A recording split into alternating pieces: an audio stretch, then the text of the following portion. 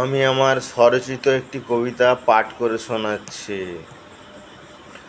এই নিষ্ঠুরতা, নির্মমতা, উন্মাদনার মানেগুলো বলে দিতে পারে কি কেউ? জীবনকেই কেবল ভালোবাসতে পারতাম।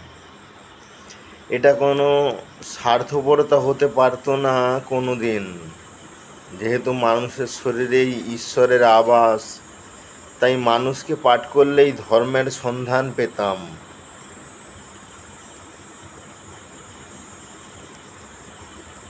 নিষ্ঠুরতা ও নির্মমতার বিরুদ্ধে এই প্রতিক্রিয়াগুলো অনিবার্যই ছিল।